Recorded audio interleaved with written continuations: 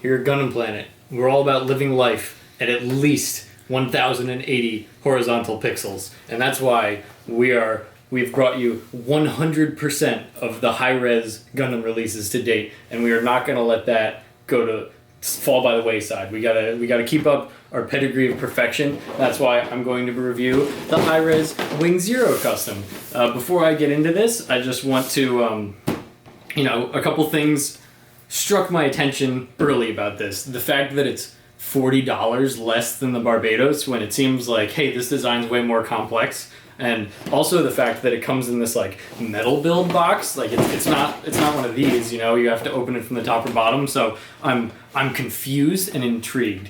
So we're just gonna get right into this. And since this is a pro tip, since I'm not a barbarian, we open the boxes from the bottom. When there's tape on them, you open them from the bottom. I'm gonna plan a tip for you. So I do want to say one thing. One of our customers, one of the parts broke in transit, so we sent him one. So this is missing a part.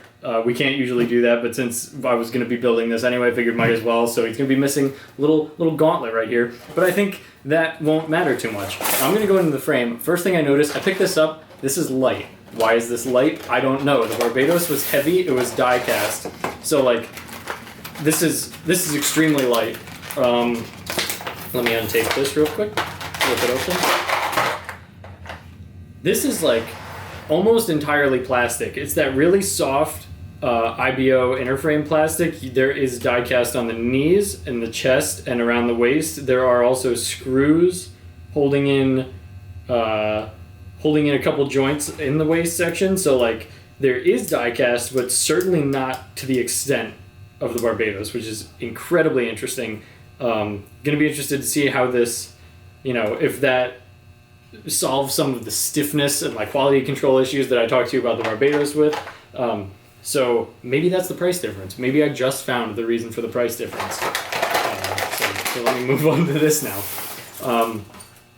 Really, really nice soft plastic. I really like the way these guns look up there. That's another thing in here. On the topic of guns, comes with this little wire. This is actual wire that goes between the guns and the arms, which is really cool. So I'm excited to see how that works.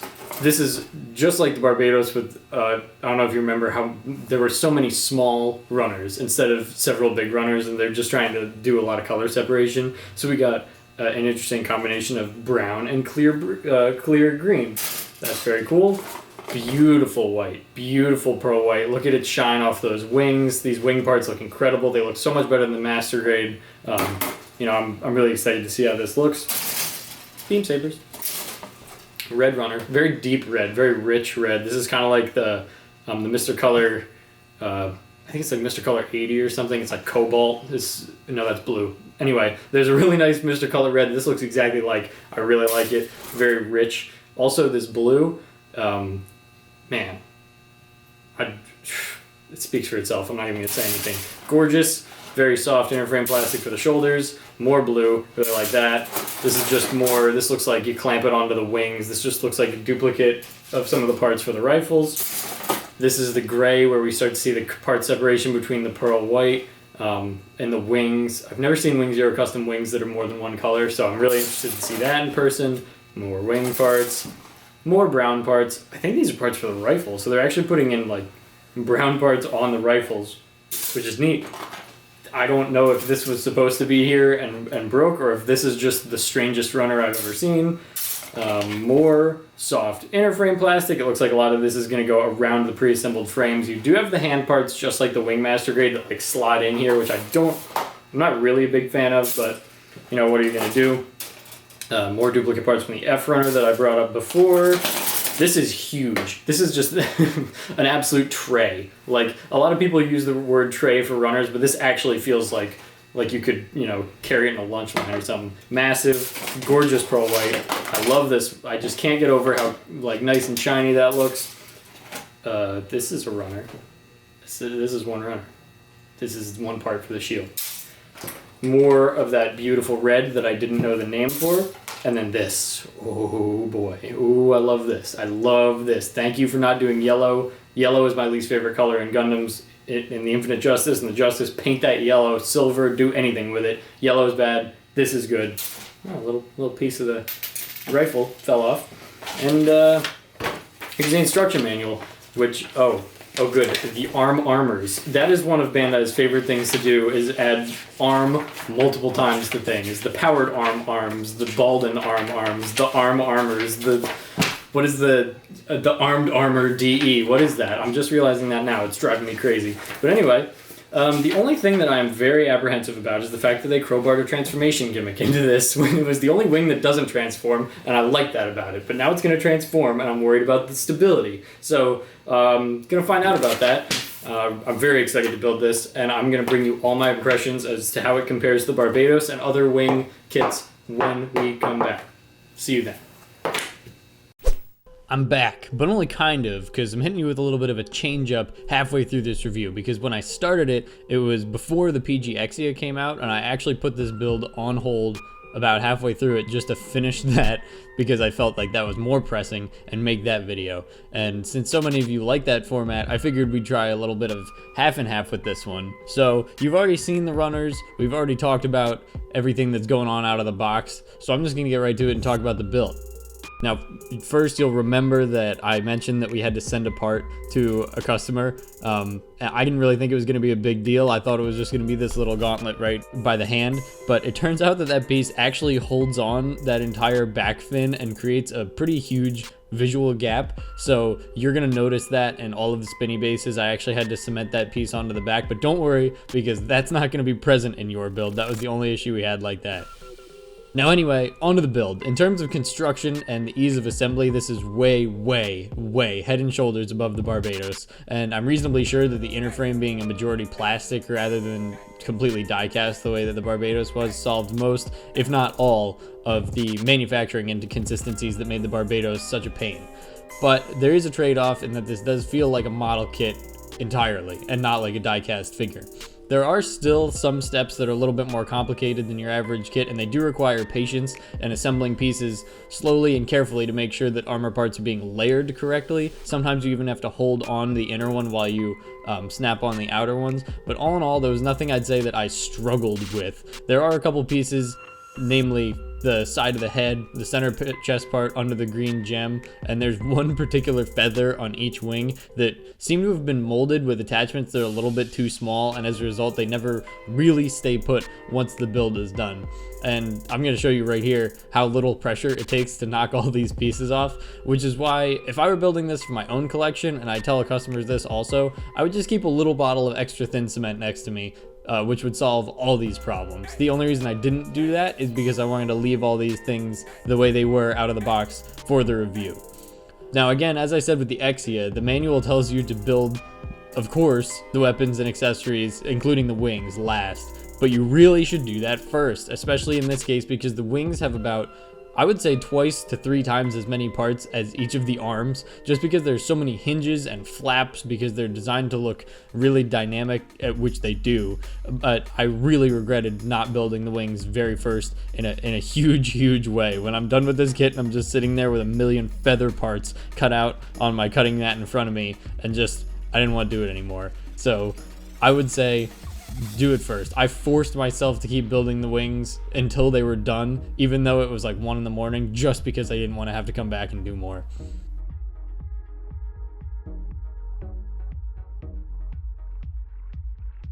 Once the build is done, you have easily one of the most stunning 1/100th renditions of any Gundam out there. The redesign of this suit's really incredible, even though I've seen people fall on either side with like, no, I don't like how tough it looks. But if you like the design, the kit really does it justice. The only thing that I do have to say is the bulked up look is going to make it stand in really stark contrast to all of the super slim Gundam wing kits, and so for this reason I'm a little hesitant to say it should be the center of your Endless Waltz collection. It would honestly look more at home around metal builds, just because it shares the same extreme redesign concept as those. So I'm just gonna let a couple of these shots speak for themselves for a little bit.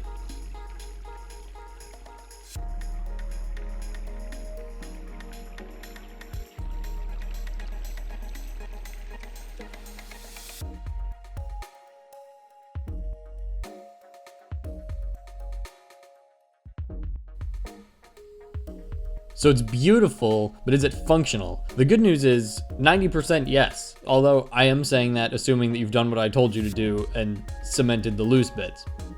The remaining 10% comes down to a couple things. First and foremost, the transformation gimmick, which I know I get on this a lot, but I cannot overstate how much it annoys me that they invented a transformation gimmick for this suit that doesn't have one to put it in a kit that doesn't need one. The internal structure of both legs and both shoulders had to be altered to accommodate this nonsense, and both of them suffered for it.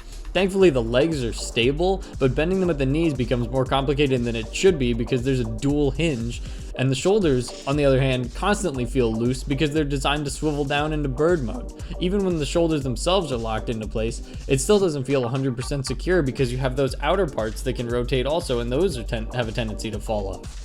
To be honest, I didn't even want to transform this to review because it's such a waste of technology and time, but I did it anyway to find out. Full disclosure, even without these gripes, I think every Gundam Wing transformation is stupid. Bird mode looks lame, Neo bird mode looks lame, and even Epion's "my feet are weird dragons now" is also lame. But it's never been a problem because the gimmicks are so simple that they don't compromise the kit. You literally just spin the head, spin the waist, jam the shield on the back, and wham, you have the transformation. It's been that way with every Gundam Wing kit since the beginning of time. This, on the other hand, though, I don't... Okay, for starters, atmospheric entry mode, which is what they call when the wings are folded around the suit, is arguably even more of a pain somehow because of the way that you need to wrangle these insanely overly detailed and articulated wings into straight lines to meet in the middle, whereas at least with bird mode you can just make them look vaguely like a bird and call it a day. But still, the shield's connection to the backpack in bird mode is finicky, and the backpack's connection to the body is on this weird extended hinge, and the rifles really don't feel that well secured into the shield, and little pieces won't stop falling off the chest and shoulders the entire time you're trying to do it, and then to top it all off, it looks stupid. I'm on record saying that this mode is dumb and a waste of time. I filmed these shots very first so that I could transform it back and never have to think about it again. After I finish this sentence, I'm never thinking about this kid's bird mode again.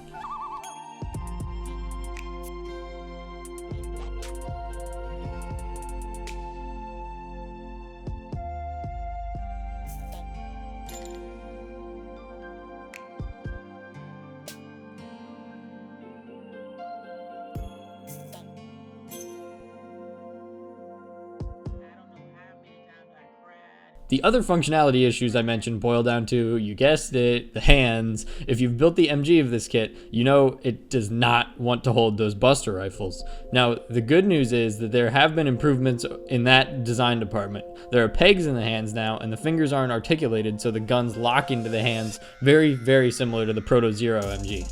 That said, however, in order to make it so that the large stocks, the stocks of these guns, you can probably see are very long. They're abnormally long. In order to make it so that those stocks don't interfere with the bulky arm armor, oh my god, I just said a Bandai phrase. They had to give the wrists a larger range of movement, and in turn, it sacrifices stability. But for those of you who are asking, yes, the hands do hold the guns, however, the wrists get droopy because of that extra range of motion, so you do need to brace them against something in most cases. It's a trade-off that's most likely going to be present in every 1/100 scale model kit of this suit, just because the guns are so long and it's difficult to balance. All that being said, I did achieve all these following poses with only a little bit of fuss, and they all look incredible.